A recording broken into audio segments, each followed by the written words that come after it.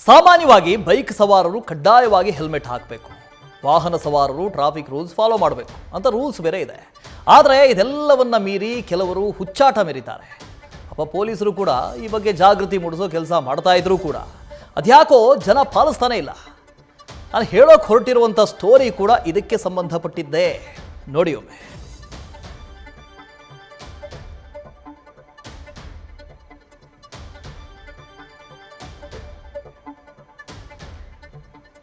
ನೋಡಿ, ಬೆಂಗಳೂರಲ್ಲಿ K05 JX 1344 ಈ ನಂಬರ್ನ ಸ್ಕೂಟಿ, ಅದರಲ್ಲೊಬ್ಬ ಸವಾರ ಹೆಲ್ಮೆಟ್ ಹಾಕೋದಿಲ್ಲ. ಒಂದೇ ಒಂದು ಟ್ರಾಫಿಕ್ ರೂಲ್ಸನ್ನು ಫಾಲೋ ಮಾಡೋದಿಲ್ಲ. ಒಂದೇ ಒಂದು ರೂಲ್ಸ್, ಹೆಲ್ಮೆಟ್ ಬಿಟ್ಟಾಕಿ. ನೋಡಿ, ಒಬ್ಬನೇ ಹೋಗ್ತಿರೋದೆ, ಆನೆ ನಡೆದಿದ್ದೇ ದಾರಿ ಅಂತ ಅವನು ಪಾಡಿಗೆ ಹೋಗ್ತಿರೋದೆ. ದಂಡ ಎಷ್ಟು ಗೊತ್ತಾ ಬಿದ್ದಿರೋದು? 1,61,000 ರೂಪಾಯಿ. ನೀವು ನಂಬ್ತಿರೋ ಬಿಡ್ತಿರೋ, 1,61,000 ರೂಪಾಯಿ ದಂಡ. ಎಲ್ಲಿ ಹೋದ್ರೂ ಇದೇ ಗಾಡಿ, ಟ್ರಾಫಿಕ್ ವೈಲೇಷನ್.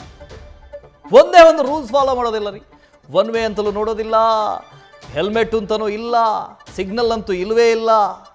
ಕ್ಯಾಮ್ರಾ ಅಂದರೆ ಈತನಿಗೆ ಡೋಂಟ್ ಕೇರು. ಬರೋಬ್ಬರಿ 5 ವರ್ಷಗಳಿಂದ ಪೊಲೀಸರಿಗೆ ಚಳ್ಳೆ ಹಣ್ಣು ತಿನ್ನಿಸ್ತಾ ಇದ್ದಾನೆ ಈ ಸವಾರ.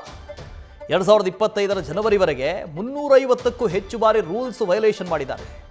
ಚಿಕ್ಕಪೇಟೆ, ಕಲಾಸಿಪಾಳ್ಯದಲ್ಲಿ ಅತಿ ಹೆಚ್ಚು ಬಾರಿ ರೂಲ್ಸ್ ಬ್ರೇಕ್ ಮಾಡಿದ್ದಾನೆ.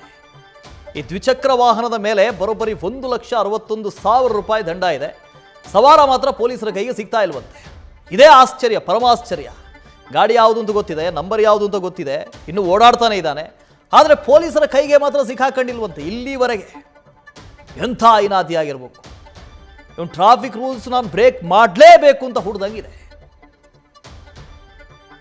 ನಿನ್ನ ಜನ್ಮ ಇಲ್ಲಿ ಆಗಿದ್ದೇ ಇದಕ್ಕೋಸ್ಕರ ಅಂತ. ಟ್ರಾಫಿಕ್ ರೂಲ್ಸನ್ನು ವೈಲೇಟ್ ಮಾಡಬೇಕು ಅಂತಲೇ ಹುಟ್ಟಿದ್ದೀಯಾ ನೀನು ಅನ್ನೋ ಹಾಗಾಗಿದೆ. 1,61,000 ರೂಪಾಯಿ.